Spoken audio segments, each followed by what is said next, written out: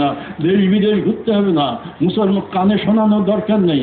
মুসলমান যদি বলে হিন্দুদের রামনারায়ণ শুনবো না, কানে আঙুল দিয়ে বসে থাকে, রেহাই পাবে না। তোমাদের এই নামের অঙ্কারে ধ্বনির তরঙ্গ তার দেহের অনুপর অনুভেদ করে অনুরণন প্রকম্পন শিহরণ জাগিয়ে জাগিয়ে তার ভিতরে সুপ্ত সত্তাকে জাগাবে, ওঙ্কারের সত্তাকে। খ্রিস্টান যদি বলে ড্যাম রামনারায়ণ পাহাড়ের গুহার মধ্যে লুকিয়ে থাকে, সেও রেহাই পাবে না। তোমাদের এই নামের তরঙ্গ পাহাড় ভেদ করে তার দেহের অনুপরণ ভেদ করে ওঙ্কারের অনুরণন প্রকম্পন শিহরণ জাগিয়ে জাগিয়ে তার ভিতরে সুপ্ত ওঙ্কারের সত্তাকে জাগাবে, কেউ রেহাই পাবে না। তাই বললেন বিশ্বের সর্বশ্রেষ্ঠ হাতিয়ার, সর্বশ্রেষ্ঠ অস্ত্র তোমাদের দিলাম রাম রাম রাম, তোমরা আটম্বম করো, দেখবে এই ভারতে আটম্বম পড়বে, ফাটবে না তোমাদের নামের শক্তির জোরে। 2 জন 5 জন 10 জন 20 জন দলবদ্ধ হয়ে উচ্চস্বরে নাম কীর্তন করো, আপসে দুনিয়ার চেহারা পাল্টে যাবে, কামান বন্দুক ডাকতে হবে না। এই হলো তার বিজ্ঞান। কি অপূর্ব অপূর্ব তত্ত্ব দিয়ে রেখেছে। আজ মারামারি কাটাকাটি কেন? এক বিরাটের সন্তান পরিচয় দিচ্ছেন। কত পর্যন্ত বলে যাবে সময় আছে?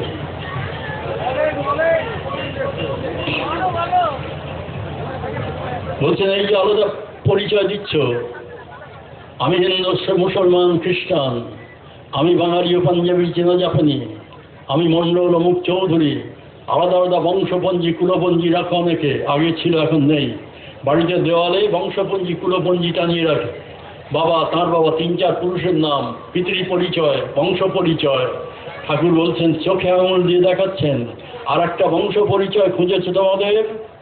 খুঁজলে দেখতে এক পিতৃ পরিচয় পেতে, এক বংশ পরিচয়, বাবা ঠাকুরদার নাম লিখতে হতো না, এক বাবার নাম সবাই পেয়ে যেতে। সে একবার চোখে আঙুল দিয়ে দেখাচ্ছেন জন্ম ইতিহাস খোঁজো। ওই হিন্দু মুসলমান বাঙালি পাঞ্জাবি বাবা ঠাকুরদার দরকার নেই, তোমাকে দিয়ে তুমি খোঁজো তোমার বংশপঞ্জি। জন্মের আগে কোথায় ছিলে? প্রত্যেকে মায়ের গর্ভে। মায়ের গর্ভে আসার আগে কোথায় ছিলে? বাবার বীর্যে। বাবার বীর্যে আসার আগে কোথায় ছিলে? বাবার রক্তে। বাবার রক্তে কেমন করেছিলে? একেবারে ভেঙে ভেঙে বলছেন ঠাকুর, বাবার রক্তে কেমন করেছিলে? দুধে যেমন মাখন মিশিয়ে থাকে সেইভাবেই হাড় মাংস মজ্জার দেহ একদিন বাবার রক্তে ছুটি করে বেরিয়েছে। সেই দুধকে হাতে নিয়ে কাটাছাড়া করলে মাখন পাবে না। সেই দুধ মন্থন করলে এতখানি শক্ত শক্ত ডালা উপরে ভেসে ওঠে, ভাবতে অবাক লাগে এতখানি শক্ত মাখন কেমন করে দুধের মধ্যে হারিয়েছিল, মিশিয়েছিল, দেখা যাচ্ছিল না। তেমনি আমাদের এই হাড় মাংস মজ্জার দেহ একদিন বাবার রক্তে ছুটি করে বেরিয়েছে তার শরীরে, ভাববাদের কথা নয়। মা বাবার মিলনের মাধ্যমে, মন্থনের মাধ্যমে বীর্যের আকারে দলার আকারে মাখনের মতো যখন মায়ের গর্ভে পড়েছে, তার মধ্যে কীটাণুকীট শুক্রকীটের মতো আমার অস্তিত্ব খুঁজে পাওয়া যেত। একটা তুলরাশের সত্তা অনুবীক্ষণ যন্ত্রে যদি দেখার সুযোগ থাকতো, তাহলে বাবার রক্তে আমরা প্রত্যেকে ছিলাম মায়ের গর্ভে আসার আগে। সেখানেই শেষ হচ্ছে না। বাবার রক্ত কোথা থেকে আসছে? বিভিন্ন খাদ্যবস্তু, ফলমূল, শাকসবজি, ধান গম, গরু ছাগল ভেড়া পাঁঠা, এরা উদ্ভিজ্জভোজী, গাছপালা ফলমূল খেয়ে বেঁচে থাকে। অর্থাৎ বাবার রক্তে আসার আগে বিভিন্ন খাদ্যবস্তুর মধ্যে, অর্থাৎ উদ্ভিদ জগতের মধ্যে হারিয়েছিলাম আমরা সবাই। সেখানেই শেষ হচ্ছে না। শুধু মাটি হলে গাছ হয় না, আলো জল মাটি সমন্বয়ে গাছপালা জন্মাচ্ছে। তাহলে গাছপালার মধ্যে আসার আগে এই আলো জল মাটি বাতাসের মধ্যে মিশিয়েছিলাম। সেখানেই শেষ হচ্ছে না। এই আলো কোথা থেকে এলো? এই সূর্য চন্দ্র কোথা থেকে এলো? এই মাটি পৃথিবী জল কোথা থেকে এলো? ফাঁকা থেকে। কেমন করে এলো?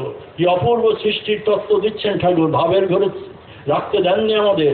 প্রত্যেকটা বিজ্ঞানের পাশাপাশি কেন এই তত্ত্ব মানব? কেন আমরা আকাশে বাতাসে ছিলাম? আমার বংশ পরিচয় দিচ্ছেন। আলো জল মাটি বাতাস, গাছপালা তাই টেনে টেনে ফলমূল শাকসবজি রূপান্তরিত করছে। তাহলে আলো জল মাটি বাতাস অর্থাৎ সূর্য চন্দ্র বাতাস জল পৃথিবী, এরা কোথা থেকে এলো? এদের মধ্যে ছিলাম আগে। তার আগে কোথায় ছিল?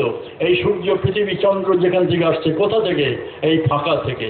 জ্যোতিষ সাগর বয়ে চলেছে মহাশূন্য মহাকাশে, যেমন জলের স্রোত যায়, অসংখ্য বুদ্বুদ গজায়, এই আপনি গজাচ্ছে আবার মিলিয়ে যাচ্ছে। এই বুদ্বুদগুলো লম্বা নয়, চৌকো নয়, চ্যাপ্টা নয়, সব গোল গোল বুদ্বুদ। যত বুদ্বুদ ছোট বড় বেরোচ্ছে স্রোত থেকে, প্রত্যেকটার চেহারা গোল। কেন গোল? বালক ব্রহ্মচারী মহারাজ চোখে আঙুল দিয়ে দেখাচ্ছেন কেন গোল হচ্ছে। একে মায়েরা রুটি লুচি বেলার জন্য নেচি বানিয়ে দিচ্ছেন, পাকিয়ে পাকিয়ে গোল করে করে গ্রহ নক্ষত্র সূর্য চন্দ্র কোটি কোটি কোটি কোটি সব গোল গোল কেন? গতি থেকে বেরিয়ে আসছে বলে। জলের স্রোত থেকে যেমন বুদবুদ বেরিয়ে আসে, গতি থেকে বেরিয়ে আসছে বলে গোল গোল আকার। এই মহাশূন্য মহাকাশে একটা জ্যোতিষ সাগর ধ্বনিযুক্ত গতি মহাশূন্য মহাকাশে বয়ে চলেছে। তার থেকেই দলায় দলায় বুদবুদের মতো নক্ষত্র সূর্য বেরিয়ে এসছে। পরস্পর দুই নক্ষত্রের টানে, শক্তিশালী নক্ষত্রের টানে আরেকটি নক্ষত্রের দেহ থেকে বীর্যের দরার মতো খানিকটা বেরিয়ে ছিটকে বেরিয়ে চলে যাচ্ছে ফাঁকায়। আশপাশের গ্রহ নক্ষত্র আকর্ষণে আটকে গেল। সেইখানে ঘুরতে ঘুরতে ঠান্ডায় শৈত্যে গ্যাসে পরিণত হলো। আরো ঠান্ডা জল হয়ে গেল। আরো ঠান্ডা জলের থেকে মাটি গজাচ্ছে। তারপরে জীবজন্তু গাছপালা কীট পতঙ্গ মানুষ, তাহলে আমরা প্রত্যেকেই গ্রহ নক্ষত্র সূর্য চন্দ্র সব এই মহাশূন্য মহাকাশে ওই জ্যোতিষ সাগরে হারিয়েছিলাম, মিশেছিলাম। তারও গেছিলাম কোথায়? যেখান থেকে এই জ্যোতিষ সাগর সৃষ্টি হলো। কোথা থেকে জ্যোতিষ সাগর সৃষ্টি হলো? একটা শব্দ, একটা ধ্বনি,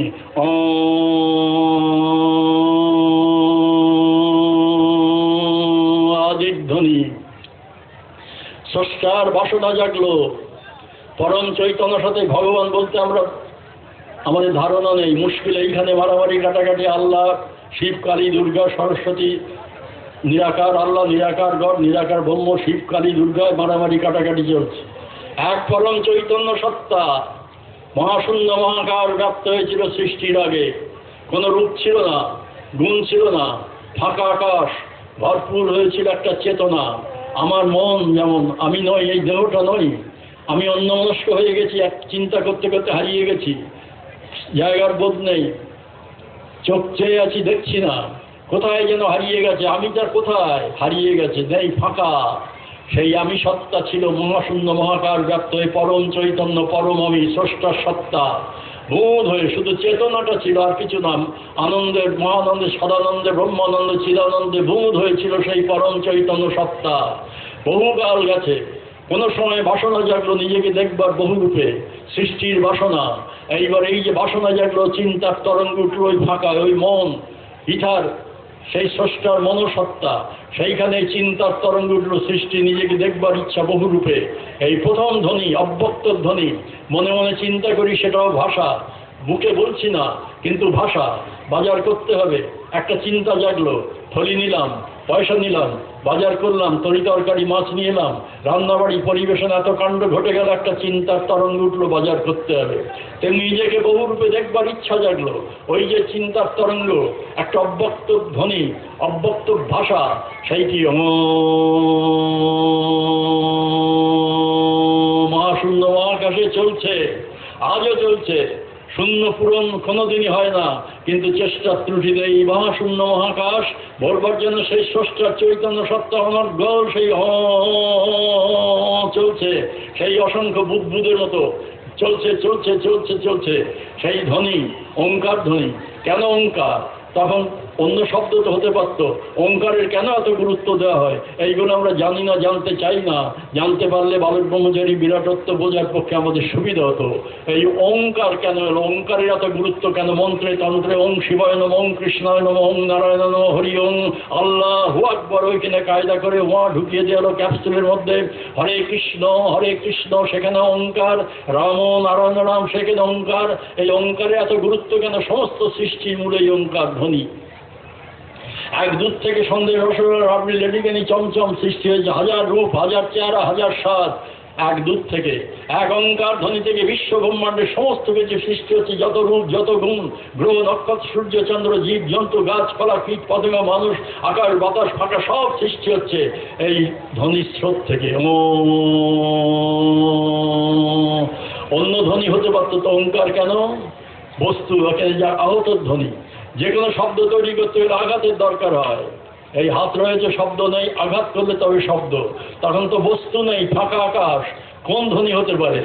আমরা জীব দিয়ে দাঁতে ধাক্কা দিয়ে ত থ দ ধ জাতীয় শব্দ উচ্চারণ করি, ঠোঁটে ঠোঁটে ধাক্কা দিয়ে প ফ ব ভ জাতীয় শব্দ উচ্চারণ করি, কণ্ঠে কণ্ঠে ধাক্কা দিয়ে ক খ গ ঘ জাতীয় শব্দ উচ্চারণ করি।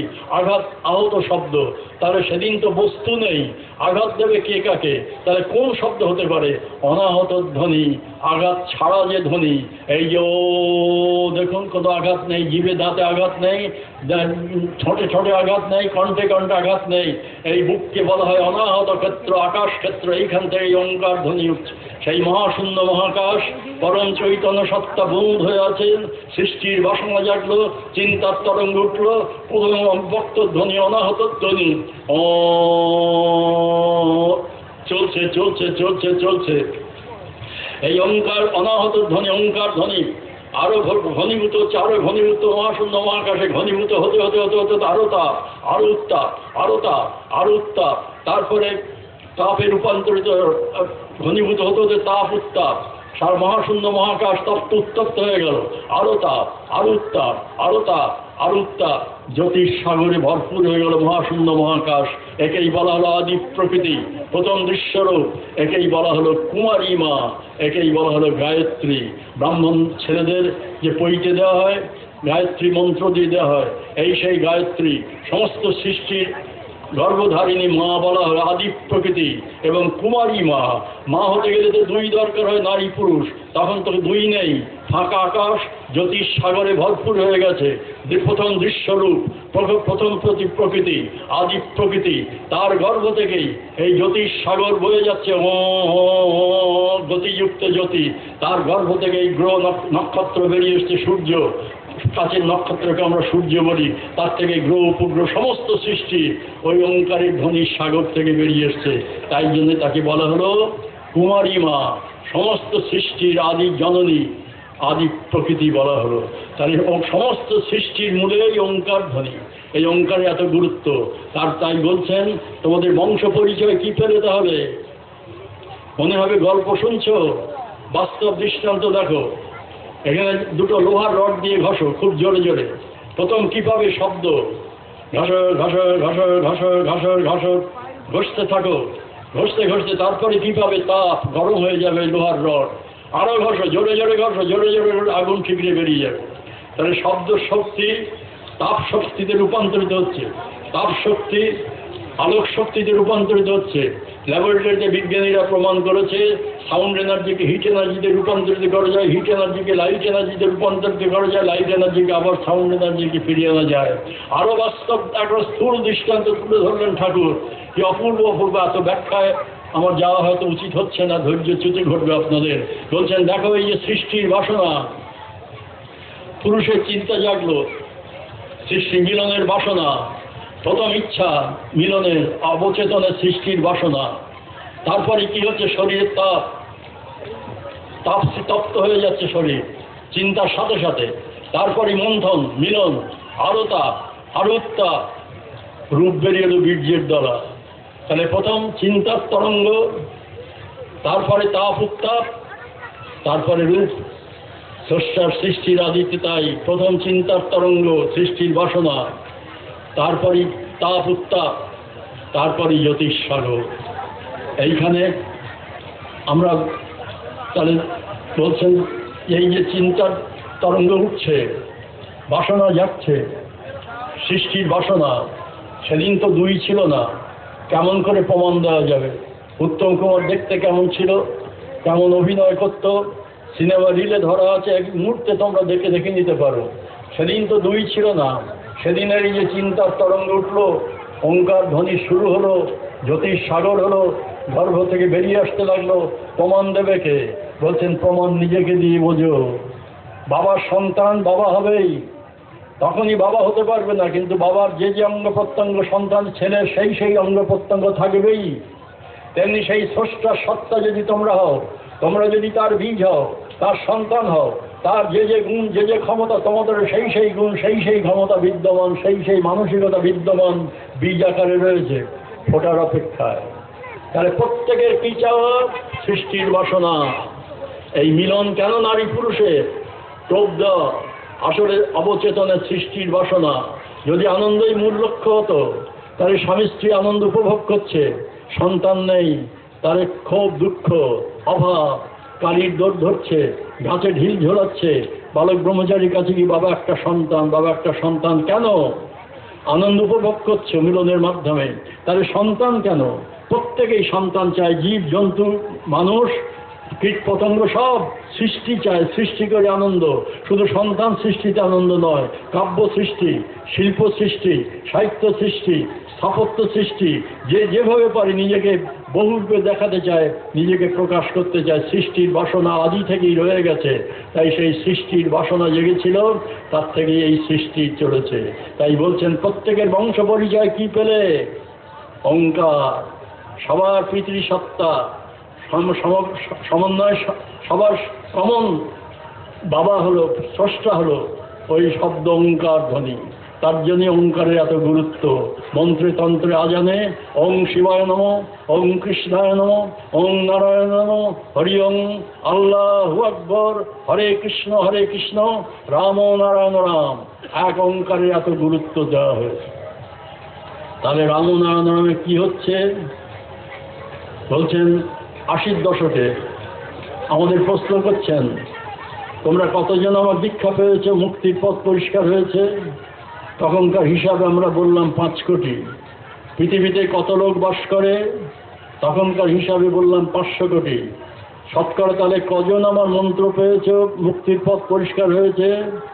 আমরা বললাম 500 কোটির মধ্যে 5 কোটি, অর্থাৎ শতকরা 1 জন তোমার কাছে মন্ত্র পেয়েছি, মুক্তির পথ পরিষ্কার হয়েছে। তাহলে শতকরা 99 জন এই অন্ধকারে পড়ে আছে, আলোকে জ্ঞান কি, সিদ্ধি কি, মুক্তি কি, নির্বাণ কি জানবার সুযোগ পেল না।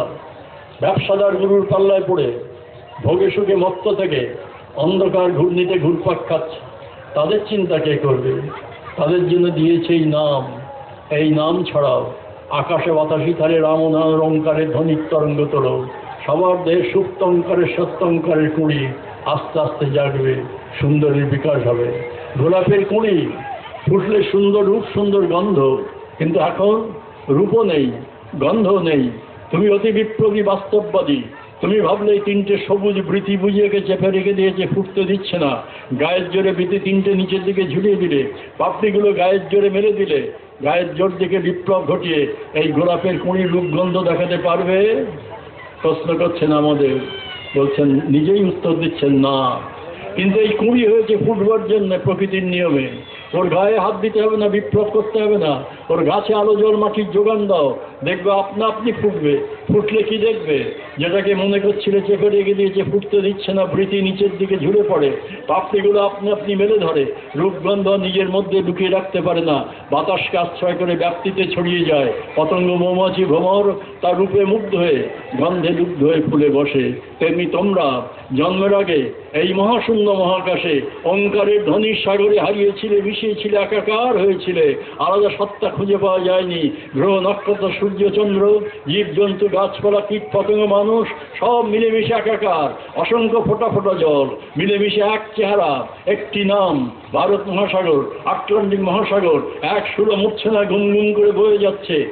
ফোঁটা ফোঁটা কণা কণা জলগুলো দেখতে পাচ্ছ না। সেই সাগর থেকে এক কোট জল বুকে টেনে নিলে, ফুট করে ছেড়ে দিলে, ছোট বড় কণাগুলো আলাদা আলাদা চেহারা দেখাতে চাইলে কতক্ষণ? যতক্ষণ না সাগরে পড়ছে। যেই সাগরে পড়লো আবার এক চেহারা, এক বল, এক সুর।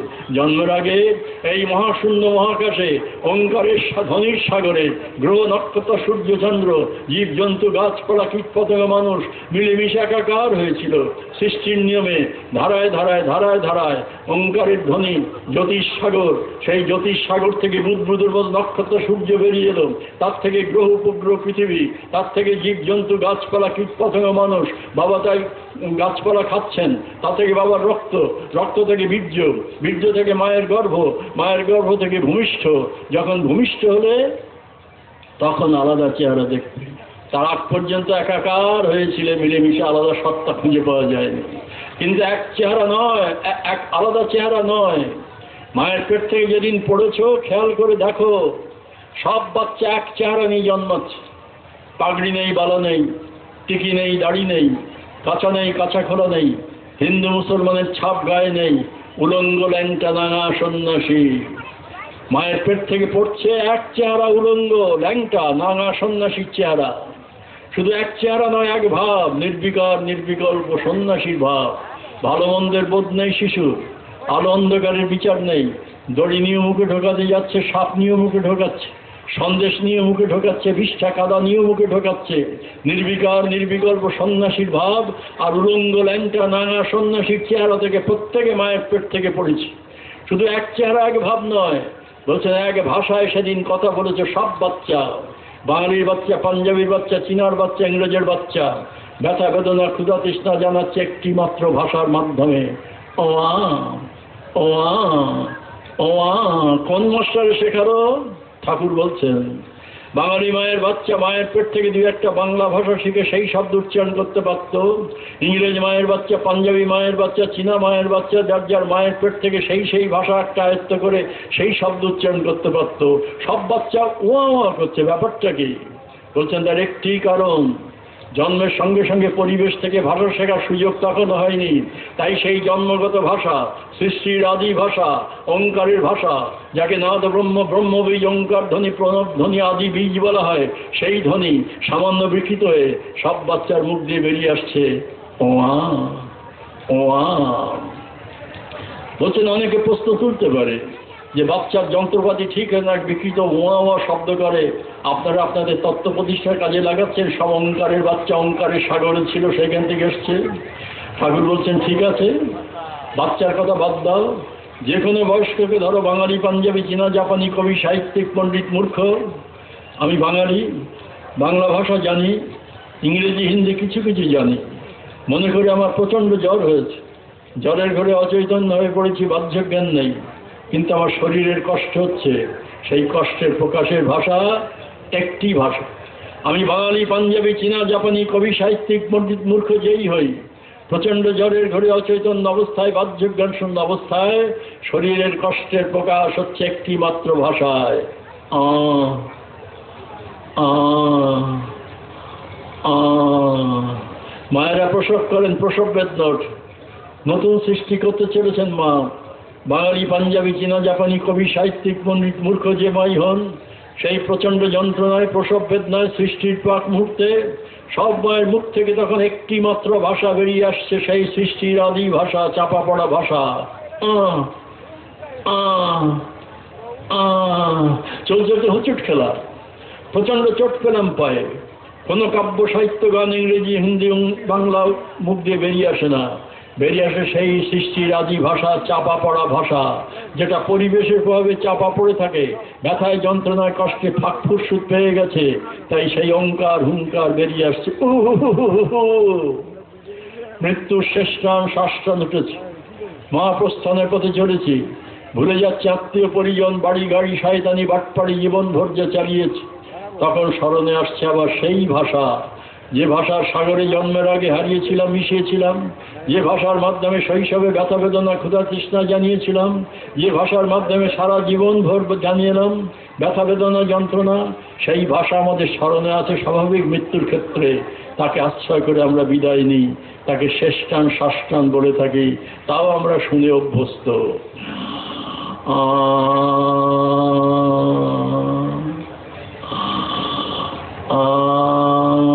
কি প্রমাণ দিচ্ছে? আলাদা আলাদা আকার আকৃতি স্বভাব প্রকৃতি যাই নিয়ে থাকি না কেন, আমাদের আসল পরিচয় ওঙ্কারের সাগরের একটা কণা হয়ে কুঁড়ি হয়ে আছে। মৃত্যুর পরে আবার সেই সাগরে হারিয়ে যাচ্ছি, মিলিয়ে যাচ্ছি, আর আমায় খুঁজে পাওয়া যাচ্ছে না। তাই বললেন কিসের জন্য মারামারি? এক পিতৃ পরিচয়, এক বংশ থেকে এসেছো, এক পিতৃ পরিচয়, এক সৃষ্টির ধারা বেয়ে এসেছো, আবার সেখানে মিলিয়ে যাচ্ছে মৃত্যুর পরে। তুমি আমিরি হও, ফকিরি হও, সাধুই হও, শয়তানি হও, হিন্দুই হও, মুসলমানই হও, আর জীবজন্তু কীটপতঙ্গ যাই হও, মৃত্যুর পরে এক পরিণতি, আলো জল মাটি বাতাস ফাঁকা। তফাৎ কোথায়? কিসের জন্য মারামারি? কিসের জন্য দলবাজি, সম্প্রদায়বাজি? কিছুই নিয়ে যেতে পারছি না, বাড়ি গাড়ি, টাকা কড়ি, ধন দৌলত, মান যশ, প্রতিষ্ঠা, সার্টিফিকেট, মৃত্যুর পরে সব ফেলে চলে যেতে হচ্ছে। এই মায়ার দেহ, এই ভোগের পৃথিবী, সব ফেলে চলে যাচ্ছি, কিছুই নিয়ে যেতে পারছি না। তাহলে কিসের জন্য আমার আমার আমার আঁকড়াড়ি, কামড়াকামড়ি, মারামারি? এই তত্ত্ব নিজের সন্তানদের শেখালেন, আর বললেন শুধু তোমরা এই তত্ত্ব বুঝে থাকলে হবে না, বিশ্বের সবাইকে এই তত্ত্বে বোঝাও, যে আমরা হিন্দু নই, মুসলমান নই, খ্রিস্টান নই, বাঙালি, পাঞ্জাবি, চীনা, জাপানি নই, নকশাল, কংগ্রেস, সিপিএম নই, অমুক মণ্ডল, তমুক চৌধুরী নই। আমাদের আসল পরিচয় একই পৃথিবী মায়ের গর্ভজাত সন্তান, একই সূর্যের ঔরজাত সন্তান, ভাই ভাই ভাই বোন, 60-65-70-এর খেলা। তাই বললেন 99% অন্ধকারে পড়ে আছে, আলো কি, জ্ঞান কি, সিদ্ধি কি, মুক্তি কি, নির্বাণ কি জানবার সুযোগ পেল না। তাদের দায়িত্ব দিলাম তোমাদের। কি সুন্দর দৃষ্টান্ত দিলেন। তিনি যে বিশ্বপিতা, তিনি যে সবার পিতা, সবার মুক্তির দায়িত্ব নিয়ে এসছেন, তার জীবন্ত জ্বলন্ত প্রমাণ এইটি। তা নাহলে অন্য সাধুগুরুর মতো হলে নিজের এই 8 কোটি 9 কোটি দীক্ষিত সন্তান, কোটি বাদ দিলাম, লক্ষ বাদ দিলাম, হাজারও বাদ দিলাম, তা এর থেকে বেছে বেছে যদি কয়েকশো সন্তানকে নিয়মিত জপে ধ্যানে বসাতেন, আজ এরকম শয়ে শয়ে বিবেকানন্দ বেরিয়ে যেত, সারা পৃথিবী তোলপাড় হয়ে যেত। রামকৃষ্ণকে কে চিনতেন? বিবেকানন্দ তার প্রচার প্রতিষ্ঠা দিলেন বিশ্বব্যাপী। বালক ব্রহ্মচারী মহারাজের যদি শয়ে শয়ে বিবেকানন্দের মতো শিষ্য বেরিয়ে যেত, ছাড়তেন, সারা পৃথিবী তোলপাড় হয়ে যেত। বালক ব্রহ্মচারী বিরাটত্ব মহত্ব প্রতিষ্ঠা পেয়ে যেত। সেখানে কি করলেন তিনি? যখন আমাদের মধ্যে বিরাট শক্তি স্ফুরণ হচ্ছে, দীক্ষার পরে নেশার মতো পেয়ে গিয়েছিল আমাদের জপের, আমার কথা বলছি না, আমাদের মানে তার মন্ত্র শক্তি কি, জন্মসিদ্ধ গুরুর জন্মসিদ্ধ বীজের ক্ষমতা কি, তাই বোঝাবার জন্য নিজের অভিজ্ঞতা দিয়ে বলছি। যখন আমরা নেশায় পেয়ে গিয়েছিল দীক্ষা পাওয়ার পরে, সংসার ভেসে যাওয়ার মতো অবস্থা, অফিস কাছারি বন্ধ হয়ে যাওয়ার অবস্থা, ঠিক সেই সময় যখন আমাদের শক্তি স্ফুরণ হচ্ছে, কেউ কেউ যা ইচ্ছা করছে তাই করে ফেলছে, চলন্ত ট্রেন থামিয়ে ফেলছে। রবি ঘোষ ঢাকায় বাড়ি ছিল, প্রহ্লাদ সরকার অন্তর্জামিত্ব জেগে গেছে, জানতে পারছে কোথায় কি হচ্ছে না হচ্ছে। আমাদের ভিতরে শক্তি স্ফুরণ, মনে হচ্ছে দুনিয়া ওলটপালট করে দিতে পারি। যখন এই অবস্থা চলছে আমাদের কারো কারো মধ্যে, ঠিক সেই সময় ঘরোয়া লোকে বলছেন, ওদিকে নো এন্ট্রি, তোমরা স্বার্থপরের মতো জপ ধ্যান করে সিদ্ধি মুক্তি নির্বাণ লাভ করবে, আর আমার অগণিত সন্তান অন্ধকারে পড়ে থাকবে, আলো কি, জ্ঞান কি, সিদ্ধি কি, নির্বাণ কি জানতে পারবে না, তা আমি হতে দেব না। আগে বিশ্বের সবার খাওয়া পড়া আশ্রয়ের ব্যবস্থা করো, তারপরে দেখা যাবে ভগবান আছে কিনা, এই জপ ধ্যান করলে সিদ্ধি মুক্তি নির্বাণ লাভ হয় কিনা। ওদিকে নো এন্ট্রি, নো এন্ট্রি তো নো এন্ট্রি হয়ে গেল। আমরা ভাবলাম, অন্তত আমি ভাবলাম যে ঠাকুর বলতে হয় বলেছেন, তারপরে জপে বসলে দেখা যায় আর সেই হারিয়ে যাওয়ার অবস্থা আসছে না। এখানে চুল করছে, ওখানে বিড়বিড় করছে, মন ছড়িয়ে ছুটিয়ে ওদিকে সেদিকে যাচ্ছে। কয়েকদিন চেষ্টা করে বুঝলাম নো এন্ট্রি তো নো এন্ট্রি হয়ে গেছে। আগে বিশ্বের সবার খাওয়া পড়া আশ্রয়ের ব্যবস্থা করো। তাই বললেন যে এই যে 99% অন্ধকারে পড়ে আছে, তাদের মুক্তির চিন্তা কে করবে? তাদের জন্য দিয়েছে এই নাম। এই নাম ছাড়াও আকাশে বাতাস ইথারে তরঙ্গ তোলো, তাদের সুন্দর সত্তা বিকাশ লাভ করবে। একটা বিজ্ঞানের তত্ত্ব বললেন, জানা ছিল না আমার। বিজ্ঞানীরা দীর্ঘদিন গবেষণা করতে লাগলো যে একসাথে 1000টা ডিম কেমন করে ফোটানো যায়। 1000টা ডিম ফোটাতে গেলে 1000টা হাঁস মুরগি দরকার। তাদের পেটের তলায় ডিম দিয়ে দিলে তা দেবে এমন কোনো কথা নেই। তাহলে একসাথে 1000টা ডিম কেমন করে ফোটানো যায়? দীর্ঘদিন ধরে গবেষণা করে করে ওই তা দেওয়ার পদ্ধতিটা জেনে নিল, ডিমের কী করে তা দেয়, মাত্রায় মাত্রায়। একসাথে তাপ দিলে সিদ্ধ হয়ে যেত। 1 ডিগ্রি, 2 ডিগ্রি, 3 ডিগ্রি, 4 ডিগ্রি মাত্রায় মাত্রায় তাপ দিয়ে দিয়ে ওই হরহরে নাল বস্তুকে সুন্দর পাখিতে রূপান্তরিত করছে। কে শেখালো? ঠাকুর বলছেন এই হাঁস মুরগিকে এত বড় বিপ্লবের তত্ত্ব কে শেখালো? তোমরা তো হালকা ভাষা বলো, ডিমে তা দিচ্ছে, কত বড় বিপ্লব ঘটাচ্ছে ভেবেছো কোনোদিন? হরহরে নাল অসুন্দর বস্তু সুন্দর পাখিতে রূপ দিচ্ছে পেটের তলায় চেপে তা দিয়ে দিয়ে। কোন রাজনীতির মাতব্বর এই বিপ্লবের তত্ত্ব শেখালো? কোন ধর্মগুরু মন্ত্র শেখালো কেমন করে অসুন্দরকে সুন্দরে বিকশিত করতে হয়? কারো প্রয়োজন হয়নি, প্রকৃতি থেকে শিক্ষা নিয়ে এসছে, তা দেওয়ার পদ্ধতি বিপ্লবের তত্ত্ব জেনে এসছে। তাই বিজ্ঞানীরা দীর্ঘদিন গবেষণা করে করে তত্ত্বটা জেনে নিল, যন্ত্র আবিষ্কার করলো, নাম দিল ইনকিউবেটর যন্ত্র। বিরাট বাক্সের মতো 1000টা ডিম ঢুকিয়ে দিল। ঠাকুরের কাছে শোনা, আমার জানা ছিল না। 1000টা ডিম ঢুকিয়ে দিল, কারেন্টের সঙ্গে কানেকশন করে দিল, সুইচ অন করে দিল। মাত্রায় মাত্রা তাপ বাড়তে বাড়তে বাড়তে বাড়তে 1 ডিগ্রি, 2 ডিগ্রি, 4 ডিগ্রি করতে করতে করতে করতে বিশেষ মাত্রার তাপ যাই সৃষ্টি হলো বাক্সের মধ্যে। 1000টা ডিম ফুটে 1000টা বাচ্চা। এই দৃষ্টান্ত দিয়ে বলছেন এই পৃথিবীটাকে আমি ইনকিউবেটর যন্ত্রের মতো ধরে নিয়েছি।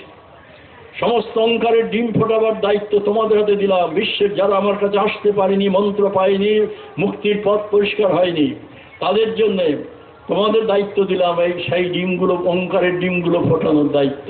এই নাম ছড়াও, আকাশে বাতাসি তার অহংকারের ধ্বনির তরঙ্গ তোলো, কানে শোনানোর দরকার নেই, হিতারকে আশ্রয় করে বিশ্বের সর্বত্র ছড়িয়ে যাবে তোমাদের রাম নামের এই অহংকারের ধ্বনির তরঙ্গ। সবার দেহের অনুভেদ করে অনুরণন প্রকম্পন শিহরণ জাগিয়ে জাগিয়ে তার ভিতরে সুপ্ত অহংকারের সত্য অহংকারের কুড়িটাকে জাগাবে। যতই ঊর্ধ্বমুখী হবে, সাপুরের বাঁশির সুর শুনে সাপ যেমন মাথা ছেড়ে দিয়ে ঊর্ধ্বমুখী হয়, তেমনি তোমাদের এই নামের সুরে সুরে ধ্বনিতে ধ্বনিতে যতই কুলকুণ্ডলিনী সত্তা, কুলকুণ্ডলিনীর একটা তত্ত্ব, সাপ যেমন বিড়া পাখিয়ে থেকে ওই রকম আমাদের জীব চৈতন্য, চেতনা, এনার্জি এই মূলাধারে পড়ে আছে এই কুলকুণ্ডলীর আকারে। ওই ধ্বনিতে ধ্বনিতে ঊর্ধ্বমুখী হবে, যতই ঊর্ধ্বমুখী হবে ভেদ বুদ্ধি ঘুচে যাবে।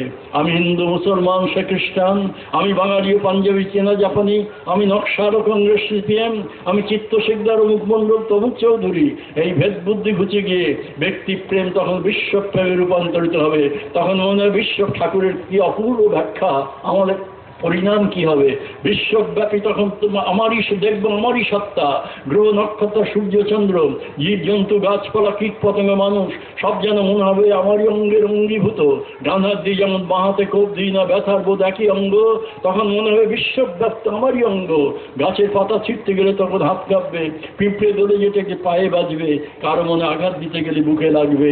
সেই দিন আসছে, তোমরাই আনছো আমার সন্তানেরা এই রাম নাম কীর্তনের মাধ্যমে।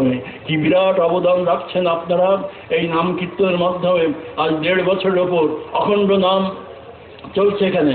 এখানকার যারা প্রথম উদ্যোক্তা তাদের ধন্যবাদ দিই, আমি কৃতজ্ঞতা জানাই যে কি অপূর্ব দুঃসাহস শুধু নয়, কতখানি বিশ্বাস, কতখানি ঠাকুরের প্রতি আস্থা নিয়ে এই অসাধ্য সাধন করার জন্য অগ্রণী হয়েছে, ভূমিকা নিয়েছিল।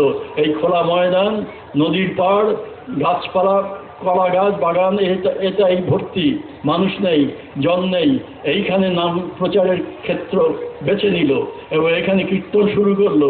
2-5 জন কীর্তনের মানুষ পাওয়া যেত না, রাত্রে 5-6 জন গলা দিয়ে রক্ত বেরিয়ে যাওয়ার অবস্থা, সারা রাত নাম চালিয়ে গেছে। এখন তো শয়ে শয়ে হাজারে হাজারে ভাই বোন আসছেন চারদিক থেকে। এই যে উদ্যোগটা নেওয়া এবং এই যে সূত্রপাত করা, ঠাকুরের সেই বেদের অস্ত্র, সেই বিশ্ব বিপ্লবের মোক্ষম অস্ত্র সারা বিশ্বে ছড়াবার জন্যে এবং সারা বিশ্বের সমস্ত ভাই বোনের মধ্যে সত্যঙ্কারের সত্তা জাগিয়ে তার বিরাটত্ব জাগাবার যে সূত্রপাত করেছিলেন, তার জন্য অসংখ্য ধন্যবাদ দেব এবং পরম পিতার কাছে প্রার্থনা করব তাদের শুভ হোক, পরম পিতার প্রতি তাদের আস্থা বিশ্বাস আরও সুদৃঢ় হোক এবং আরও এই কর্মযজ্ঞে আরও বেশি অগ্রণী ভূমিকা নিয়ে সুন্দরের বিকাশ ঘটাক, সবার ভিতরে সুন্দর প্রতিষ্ঠা পাক, এই হিংসা ঈর্ষার পৃথিবী শান্তির স্বর্গে পরিণত করার জন্যে তাদের এই বিরাট অবদান আগামী দিনে জনগণের স্বীকৃতি পাবে।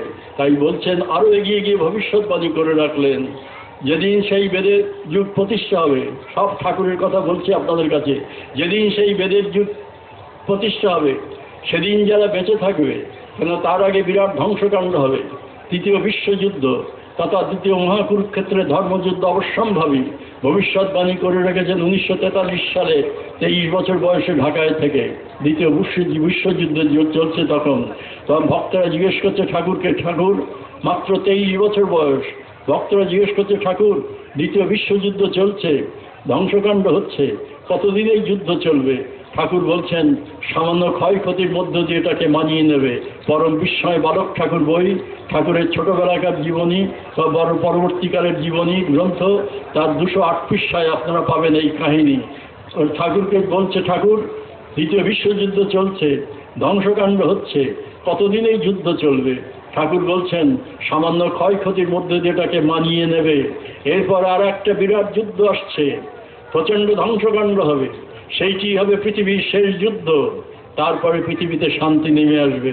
তখন ভক্তরা জিজ্ঞেস করছে, ঠাকুর সেদিন আমরা বেঁচে থাকবো তো, শান্তির ব্যবস্থা দেখে যেতে পারবো তো? ঠাকুর পাশ কাটিয়ে গেলেন, বলছেন, ওই প্রশ্ন আমাকে করবে না, তবে আমি যতদিন এই পৃথিবীতে আছি নিজেও শান্তিতে থাকবো না, ওরাও শান্তিতে কাউকে শান্তিতে থাকতে দেব না, ওরা মারামারি কাটাকাটি করবে, তোমরা ফাঁকা মাঠে গোল দেবে। তাই বললেন, আরও এগিয়ে গিয়ে ভবিষ্যৎবাণী করে রাখলেন, যেদিন সেই বেদের যুগ প্রতিষ্ঠিত হবে সেদিন যারা বেঁচে থাকবে তারা অবাক বিস্ময়ে ভাববে কেমন করে এই অসম্ভব সম্ভব হলো, কেমন করে হিংসা ঈশ্বর পৃথিবী আজ শান্তির স্বর্গে পরিণত হলো। কার্যকরণ খুঁজতে গিয়ে গবেষকরা গবেষণা করতে গিয়ে দেখবে ওই যে দিনের পর দিন, মাসের পর মাস, বছরের পর বছর সন্তানরা অখ্যাত অজ্ঞাত থেকে সমস্ত তুচ্ছ তাচ্ছিল্য উপেক্ষা করে এই রাম নারায়ণ রাম রাম নারায়ণ রাম কীর্তন করে গেছে। তারই ফলশ্রুতিতে আজকের এই বেদের সমাজ, শান্তির সমাজ, বিশ্বপ্রসাদ, প্রেমের সমাজ। সেদিন হয়তো তোমাদের অনেকেই থাকবে না, কিন্তু তোমাদের উদ্দেশ্যে সেদিনের বিশ্ববাসী প্রণাম জানাবে, কৃতজ্ঞতা জানাবে, কেন তোমরাই সেই পিলার, তোমরাই সেই ভিত, তোমাদের এই অবদানের উপরে দাঁড়িয়ে থাকবে সেদিনের বিশ্বপ্রসাদ, বিশ্ব পরিবারের সমাজ। কি বিরাট ভূমিকা পালন করছেন আপনার এই নামের মাধ্যমে। আগামী দিনে কি বিরাট চেহারা নেবে, এই যে রূপ পাবে, কল্পনা আনতে পারবো না আমরা। কিন্তু যার মুখের বাক্য বেদবাক্য, ফালতু কথা যিনি বলেন না, যিনি বারবার ভবিষ্যৎবাণীর মাধ্যমে জানান দিয়েছেন, আমি কি করতে এসেছি, আমি কি করে দিয়ে যাব, আমি কথা দিচ্ছি তোমাদের, আমার রক্ত বেঈমানের রক্ত, আমি যা করতে এসেছি আমার জীবদ্দশাতেই করে দিয়ে যাবো, আমি তোমাদের কথা দিচ্ছি, আমার রক্ত বেঈমানের রক্ত নয়, গৌরের রক্ত। ভবিষ্যৎবাণী করে রেখেছেন। আমি মামুলি গুরুগিরি করতে আসিনি, ভগবান অবতার শাস্তে আসেনি, আমি শয়তান পেটাতে এসেছি। প্রয়োজনে গুরুর পোশাক পাল্টাবো, ধারণ করব মহাকারের মহারুদ্র রূপ। প্রয়োজনে আমি প্রকৃতিকে দিয়ে বিপ্লব ঘটাবো, কেননা প্রকৃতি সাম্যবাদের প্রকৃত শিক্ষক। শয়তান রূপে প্রচার হব, ভগবান বলে চলে যাব। সারা পৃথিবীর মানুষ জানবে বালক ব্রহ্মচারী শয়তান। যেদিন যাব সারা পৃথিবীর মানুষ জানবে আকাশের ভগবান মাটিতে নেমেছিল, আমরা জেনেও জানিনি, বুঝেও বুঝিনি। সেদিন তারা অনুতাপের তুষারে জ্বলতে জ্বলতে আমার সন্ধান করতে গিয়ে আমাকে না পেয়ে, কেন তার আত্মপ্রকাশের পরে বেশি দিন আমরা এখানে পাবো না, 1.5-2 বছর, তারপরে এখান থেকে সরে যাবেন, অন্তরাল নয়, একেবারে এখান থেকে দেহলীন করবেন। তখন তারা এসে তাকে না পেয়ে তোমরা আমার সরাসরি শিষ্য জেনে তোমাদের স্পর্শ করে বিশ্ববাসী ধন্য হতে চাই। কি দিন আসছে কল্পনা করতে পারবো না আমরা। সেই ভবিষ্যৎবাণী আকারে বলে রেখেছেন, শয়তান রূপে প্রচার হব, সারা পৃথিবীর মানুষ জানবে বালক ব্রহ্মচারী শয়তান। এর সঙ্গে মেলান সেই আদিত্যনাথ বাবার ভবিষ্যৎবাণী। কবে বলে রেখেছেন, তখনও ঠাকুর আসেননি। এবারে যিনি কলি শেষ হতে এখনো সামান্য কিছু বাকি ছিল, কিন্তু এত পাপে পূর্ণ হয়ে গেছে, তাকে আগেই আসতে হচ্ছে। এবারে যিনি আসবেন ভক্তি শক্তি জ্ঞান প্রেমের চরম মাত্রা নিয়ে পূর্ণ ব্রহ্ম আবির্ভূত হবেন। এত বড় বিরাট আজ পর্যন্ত পৃথিবীকে আসেনি। তিনি নিজেকে প্রচ্ছন্ন রাখবেন, তাকে চিনবে গুটি কয়েক ঋষিকল্প ব্যক্তি আর সামান্য কিছু পার্শ্বচর। সারা পৃথিবীর পাপের করে পুণ্যের সার ঢোকাবেন। এখান থেকে অপ্রকট হবার আগে, ভাষাগুলো খেয়াল করব, এখান থেকে অপ্রকট হবার আগে নিজেকে সচ্চিদানন্দ ঘনরূপে প্রকট করে যাবেন, অর্থাৎ ভগবান রূপে প্রকট করে যাবেন। এর সঙ্গে মেলান বালক ব্রহ্মচারী মহারাজের ভবিষ্যৎবাণী। তার ভবিষ্যৎবাণীর বোধহয় 100 বছর পরে ঠাকুর ভবিষ্যৎবাণী করছেন, শয়তান রূপে প্রচার হব, ভগবান বনে চলে যাব। সারা পৃথিবীর মানুষ জানবে বালক ব্রহ্মচারী শয়তান। যেদিন যাব সারা পৃথিবীর মানুষ জানবে আকাশের ভগবান মাটিতে নেমেছিল আদিত্যনাথ বাবার ভবিষ্যৎবাণীর সঙ্গে। এখান থেকে প্রকট হবার আগে সচ্চিদানন্দ ঘনরূপে প্রকট হয়ে যাবেন এই ভবিষ্যৎবাণী। শয়তান রূপে প্রচার হব, ভগবান বনে চলে যাব। যাবার সময় সারা পৃথিবীর মানুষ জানবে আকাশের ভগবান মাটিতে নেমেছিল, আমরা জেনেও জানিনি, বুঝেও বুঝিনি। সেদিন তারা অনুতাপের তুষারে জ্বলতে জ্বলতে আমার সন্ধান করতে গিয়ে আমাকে না পেয়ে তোমরা আমার সরাসরি শিষ্য জেনে তোমাদের স্পর্শ করে বিশ্ববাসী ধন্য হতে চাইবে। দুঃখ করে মিটিংয়ে বলতেন, আমি এত ভালো ভালো কথা বলে আসছি, এত ভালোভাবে কাজ করে আসছি, বাচ্চা বয়স থেকেই, তখন 8-10 বছর বয়স, তখন থেকেই বলে আসছি, ঘরে ঘরে রাস্তায় রাস্তায় হত্যা নয় ভালোবাসা, হিংসা নয় প্রেম, প্রকৃতির তত্ত্বের শিক্ষা নাও, দেওয়ানো আদান প্রদান সপ্রেম সহাবস্থানে জীবন কাটাও। এই পৃথিবী স্বর্গ হবে, আলাদা স্বর্গের চিন্তা করতে হবে না। কেউ শুনেছে কানে? পাল্টা আমাকে চোর জোচ্চর লম্পট বাটপার, বিধবা সম্পদ অপহরণকারী, নারী পাচারকারী, স্মাগলার, সিআইএর এজেন্ট, কত বিশেষণে বিভূষিত করে কাগজে কাগজে ফলাও প্রচার করেছে, দুর্নাম বদনাম অপবাদ। ওই যে ভবিষ্যৎবাণী শয়তান রূপে প্রচার হব, সেই শয়তান রূপে প্রচার হয়ে গেলেন। ভালো গন্ধ তাড়াতাড়ি ছড়ায় না, দুর্গন্ধ তাড়াতাড়ি ছড়ায়। এত ভালো ভালো কাজ করে আসছি, দুরারোগ্য রোগ ডাক্তার কবিরাজ জবাব দিয়েছে, সারিয়েছি। মারা গেছে খেলার ছলে বাঁচিয়েছি। অসংখ্য অসংখ্য শক্তি বিভূতির প্রকাশ। কোনো কাগজ একটা লাইন ছেপেছে, এত যুগান্তকারী তত্ত্ব পরিবেশন, প্রেম ভালোবাসার সূত্র দিয়ে যাচ্ছি। লক্ষ লক্ষ লোক সমাগম, নেতাজি জন্মোৎসব, আমার জন্মোৎসব, 15ই আগস্ট স্বাধীনতা দিবস, লক্ষ লক্ষ লোক সমাগম, যুগান্তকারী তত্ত্ব পরিবেশন, লক্ষ লক্ষ মানুষের মিছিল। কোনো কাগজ একটা লাইন ছেপেছে, কোনো টিভি কয়েকটা সেকেন্ডের জন্য লক্ষ লক্ষ সন্তানের দর্শনীয় মিছিল দেখিয়েছে। কোন নেতা ফুস করলো, কোন মন্ত্রী ফাঁস করলো, কোন মন্ত্রী কোন মূর্তির গলায় মালা পরালো, কোন ক্লাব নেতাই জন্মোৎসব করলো, সেগুলো কাগজের খবর হয়। কটা ধ্বংস হলো, কটা অ্যাক্সিডেন্ট হলো, কটা ধর্ষণ হলো, সেগুলো কাগজের খবর হয়। পাতা ভর্তি ভর্তি।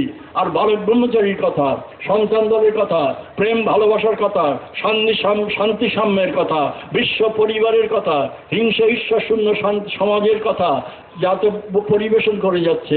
একটা লাইন জায়গা হয় না কাগজে ছাপবার। তাই দুঃখ করে বলে রেখেছেন বেদবাক্য, আজ আমার কথা, সন্তানদের কথা লিখবার, প্রচার করার একটা লাইন জায়গা হয় না খবরের কাগজে।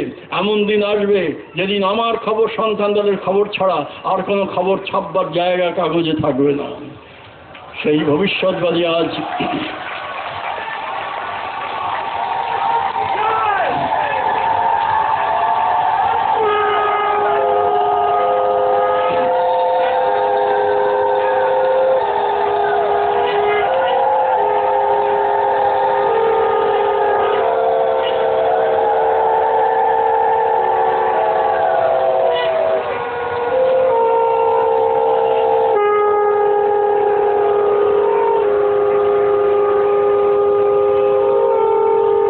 অক্ষরের আস্ফালন নয়, বেদবাক্য যা করতে এসেছেন আগাগোড়া জানান দিয়ে আসছেন বারবার। আর সন্তানদের কাছে শুধু নয়, বিশ্ববাসীর কাছে। তাই সন্তানদের দায়িত্ব দিয়েছিলেন হ্যান্ডবিল, পোস্টার, বই, পুঁথি, দেওয়াল লিখন, ভাষণ, নীতি আলেখ্য, নাটক, স্ট্রিট কর্নার, যে যেভাবে পারো এই বিশ্বজনীন তত্ত্ব, বিশ্ব ভ্রাতৃত্বের তত্ত্ব জনগণের কাছে পৌঁছে দাও। আমরা দীর্ঘ বছর ধরে এই ঠাকুরের তত্ত্ব, হ্যান্ডবিল, পোস্টার, বই, পুঁথি, দেওয়াল লিখন, ভাষণ, নীতি আলেখ্য, নাটক, জন্মোৎসব, 15ই আগস্ট স্বাধীনতা দিবস পালন, নেতাজি জন্মোৎসব, বিভিন্ন অনুষ্ঠানের মাধ্যমে জনগণের কাছে পৌঁছে দিতে চেয়েছি। বালক ব্রহ্মচারী কে, কি তিনি করতে এসেছেন, আমাদের কাছে কি তিনি চাইছেন, এবং আগামী দিন কি অবস্থা আসছে, আমাদের আচরণীয় করণীয় কি, সমস্ত কিছু পরিবেশন করেছি, চেষ্টা করেছি আমরা, কিন্তু জনগণ নিতে পারিনি। ঠাকুরের কথা, ভালো কথা রচে না, ভালো জিনিস মানুষ খায়, খেতে চায় না। দুটো দোকান রাস্তার দুই দিকে, একটা দোকানে খাঁটি গাওয়া ঘিয়ের পুরীর লুচি বিক্রি হচ্ছে, তার বিপরীত দিকের দোকানে পচা তেলের পেঁয়াজি ফুলুরি। বলছেন ওই পচা তেলের পেঁয়াজি ফুলুরির দোকানে শকুন করার মতো খরিদ্দার পড়বে, আর খাঁটি গাওয়া ঘিয়ের লুচি পুরীর খরিদ্দার জুটবে না। তাই কটা খুন হচ্ছে, কটা ধর্ষণ হচ্ছে, কোথায় কটা দল ভেঙে টুকরো টুকরো হচ্ছে, সেইগুলো কাগজে ফলাও করে খবর প্রচার হয়। কোন মন্ত্রী কেচ্ছা, কোন মন্ত্রী কাকে ধর্ষণ করলো, কোথায় কি হলো, ছবি দিয়ে দিয়ে সেইগুলো কাগজে ফলাও প্রচার হয়। প্রচার হয় না বালক ব্রহ্মচারী কথা, প্রচার হয় না শান্তি সাম্যের সূত্র। সন্তান দল বালক ব্রহ্মচারী জনগণের কাছে দিয়ে যাচ্ছেন। তাই ডাক্তার যেমন তিত ওষুধ, বিকট ওষুধ, ট্যাবলেট, ক্যাপসুল রোগী খেতে চায় না, তিত মিক্সচার খেতে চায় না, বমি করে ফেলে, মুখ ভেঙচে ফেলে দেয়, ডাক্তার হাল ছাড়েন না, ইঞ্জেকশন দিয়ে দেন, তিত বিকটের অবকাশ রাখেন না, ভিতরে গিয়ে বিপ্লব ঘটান। তেমনি বালক ব্রহ্মচারী মহারাজ ভালোভাবেই জানেন যে আমার এই তিত বিকট ওষুধ, এই তত্ত্ব লোকে নিতে চাইবে না, রুজবে না, ওদের কাছে তিত লাগবে, ভালো ভালো কথা রুজবে না, প্রেম ভালোবাসা, শান্তি সাম্য, বিশ্ব পরিবার, ভাই ভাই ভাই বোন রুজবে না। ওই দল ভেঙে টুকরো হবে, রাজনীতি ধর্মনীতির নামে মারামারি কাটাকাটি করবে, ওই দিকেই জনগণ বেশি ঢুলবে, তাই তিনি তার ভরসায় থাকেননি। ইঞ্জেকশনের দায়িত্ব দিয়েছেন সন্তানদের হাতে। রাম ও নারায়ণ রাম কানে শোনানোর দরকার নেই, বিশ্ব পরিক্রমার প্রয়োজন নেই। যে কোনো একটা জায়গায় বসে, এই বাংলা ভারতের যেখানে বসে, ঘরে হোক বাইরে হোক, 2 জন 5 জন 10 জন 20 জন এই ইঞ্জেকশন, এই নামের মাধ্যমে ইঞ্জেকশনের ব্যবস্থা করো। রাম ও নারায়ণ রামের মাধ্যমে ওঙ্কারের ধ্বনির তরঙ্গ ছড়াও, আপসে দুনিয়ার চেহারা পাল্টে যাবে, প্রত্যেকের মধ্যে সুন্দরের বিকাশ ঘটবে। বলতে গেলে দীর্ঘ হয়ে যায়। কি অপূর্ব আলোচনা! আপনাদের কোথায় দাঁড় করিয়েছেন ঠাকুর, শুনলে আপনারা গর্বে উৎফুল্ল হবেন। তার সন্তানদের শুধু নয়, সারা বিশ্বের সবাইকে বলছেন, ঘরোয়া আলাপে বলছেন, তোমাতে আমাদের তফাৎ কি? নিজেকে দিয়ে বলছেন, তোমাতে আমাদের তফাৎ কি? আমি বট গাছ, তুমি বট বীজ। আমরা ঘরে ঘরে হয়তো 20-25 জন ছিলাম, ঘরোয়া তত্ত্ব আলোচনা। সেইখানে আমাদের দিয়ে বোঝাচ্ছেন বিশ্বের সবাই যে তোমাদের সঙ্গে আমার তফাৎ কি, বা স্রষ্টার সঙ্গে তোমার তফাৎ কি? আমি বট গাছ, তুমি বট বীজ। তুমি একটা থলিতে করে 1 থলি বট বীজ নিয়ে যাচ্ছ। আমি যদি বলি অনেক 100-500 বট গাছ নিয়ে যাচ্ছ, ভুল বলা হবে না? ওই বট বীজের মধ্যেই বট গাছের ডালপালা, শিকড়, বাকড়, পাতা সব আছে। ওই বট বীজকে ফোটাও, ওই বট বৃক্ষ। তাহলে আমাদের তোমাদের তফাৎ, আমি বিকশিত, তুমি বিকাশের অপেক্ষায়। তাই বলছে, নিজেকে জাগাও, নিজেকে বোঝো, তুমি সেই বিরাট, তুমি সেই সরাট। নিজেকে জাগাও, নিজেকে বোঝবার চেষ্টা করো। মন্দির, মসজিদ, গির্জা, ভগবান, আল্লাহ, কৃষ্ণ, কালী খুঁজতে হবে না। তোমরা প্রত্যেকেই ভগবান, প্রত্যেকেই অবতার, বীজ হয়ে আছো। নিজেকে জাগাও, নিজেকে ফোটাও।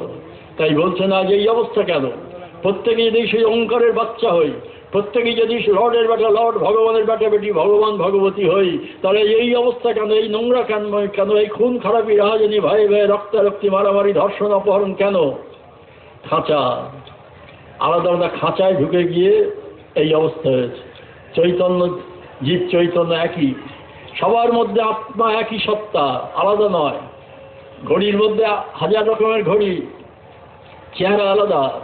কোনোটা 2 পাখি ঠোকাঠুকি করছে, সেকেন্ডে জানান দিচ্ছে, কোনোটা ঘন্টা বাজছে, কোনোটা এটা ওটা সেটা করছে। 1000 রকমের ঘড়ি, 1000 চেহারা, 1000 কাজ। ভিতরের ব্যাটারি সব এক। তেমনি ভিতরের আত্মা সবার এক, সেই বিরাটের বীজ। প্রত্যেকে লর্ডের বেটা লর্ড, ভগবানের বেটা বেটি ভগবান ভগবতী, তোমরা প্রত্যেকেই। এই অবস্থা কেন? খাঁচার মধ্যে ঢুকে গেছে। খাঁচা আলাদা, যার জন্য সংস্কার পেয়ে গেল। মুসলমান ঘরের বাচ্চা যেই জন্মালো, সঙ্গে সঙ্গে তাকে শেখানো হচ্ছে তুমি মুসলমান। সুন্নত করে জানানো হলো তুমি আজ থেকে আসল মুসলমান হলে। এই পৃথিবীতে মুসলমান ছাড়া আর কারো বাস করার অধিকার নেই, সব কাফের, খতম করো শেখানো হচ্ছে। কিভাবে সংস্কার? হিন্দুদের আলাদা করে শেখানো হচ্ছে, মুসলমান ওরা কাফের, অমুক তমুক এটা। খ্রিস্টানদের আলাদা সংস্কার শেখানো হচ্ছে। নকশাল, কংগ্রেস, সিপিএম আলাদা আলাদা তত্ত্ব শেখানো হচ্ছে। ভিতরের সত্তা কিন্তু সব এক, এক ব্যাটারি, এক আত্মা, এক সত্তা, বিশ্ব বিরাটের বীজ। এই সংস্কার শেষ করে দিল। মারামারি, কাটাকাটি, গুতুগুতি, উপদেশ নির্দেশ দিয়ে, কামান বন্দুক দেখে এই সুন্দরের বিকাশ ঘটানো যাবে না। পরিবেশ সৃষ্টি করতে হবে। যেমন গায়ের জোরে গোলাপের কুঁড়ি সুন্দর রূপগন্ধ ফোটানো যায় না, যেমন গায়ের জোরে বিপ্লব ঘটিয়ে ডিমে আছাড় দিয়ে সুন্দর পাখির বিকাশ ঘটানো যায় না, যেমন গায়ের জোরে সাপের হিংসা ঈর্ষা ভুলিয়ে আনন্দে দোলানো যায় না, পরিবেশ সৃষ্টি করতে হয়। তেমনি পরিবেশ সৃষ্টির দায়িত্ব দিলেন এই রামনারায়ণের ওঙ্কারের মাধ্যমে, ধ্বনির মাধ্যমে সবার ভিতরে ওই সুপ্ত ওঙ্কারের সত্তা, সেই বিশ্ব বিরাটের বীজ যেটা চাপা পড়ে আছে, ওইটা আস্তে আস্তে ঊর্ধ্বমুখী হবে। যতই ঊর্ধ্বমুখী হবে এই আবরণ সরে যাবে। আমি হিন্দু, মুসলমান, সে খ্রিস্টান, আমি বাঙালি, পাঞ্জাবি, চীনা, জাপানি, আমি নকশাল, কংগ্রেস, সিপিএম, আবরণ সরে সরে গিয়ে ব্যক্তিপ্রেম, বিশ্বপ্রেমে রূপান্তরিত হবে। তখন সেই ওঙ্কারের কুঁড়ি, ওঙ্কারের বীজ ফুটে গিয়ে আমরা প্রত্যেকে সেই বিরাট, প্রত্যেকেই লর্ড, প্রত্যেকেই ভগবানে রূপান্তরিত হব। এই নামের মাধ্যমে সেই বিরাট ভূমিকা পালন করাচ্ছেন। কি অপূর্ব অপূর্ব তত্ত্ব! সাগরের জল নদী বেয়ে, খাল বেয়ে, নালায় ঢোকে। নালার চেহারা দেখাচ্ছে, ঘরোয়া আলাপে আমাদের জিজ্ঞেস করছেন। আমার মনে পড়লো, ভবানীপুরে থাকতো, কালীঘাটের কাছেই। কালী মন্দিরে যারা গেছেন তখনকার দিনে দেখেছেন কালো কৃষ্ণ জল, আদি গঙ্গা, পবিত্র গঙ্গা দিয়ে বয়ে যাচ্ছে, আদি গঙ্গা বলা হয়, গঙ্গার কালীঘাটের পাশ দিয়ে যে খালের মতো সরু নালা, সেখান থেকে পচা কালো কৃষ্ণে জল, কলকারখানার তেল ময়লা কয়লা ভেসে যাচ্ছে, পচা ইঁদির বিড়াল কুকুর ভেসে যাচ্ছে, দূর থেকে নাকে কাপড় দিতে হয় দুর্গন্ধ, সেই কালো কৃষ্ণে জল। বলছেন এরকম একটা নালা নয়, হাজার হাজার নালা, শহরে নালা নর্দমার জল সব নিয়ে টেনে টেনে নদী বেগ সাগরে ঢালছে। সাগরে পচা দুর্গন্ধ দেখেছ, সাগরে পচা ইঁদুর বিড়াল কুকুর দেখেছ, সাগরে কচুরিপানা ভাসতে দেখেছ, তাহলে কোথায় যাচ্ছে? এই যে অসংখ্য নালা নদী বেয়ে খাল বেয়ে সাগরে ঢালছে, যাচ্ছে কোথায়? অসীম সাগরের মধ্যে হারিয়ে যাচ্ছে, হিসাবে আসছে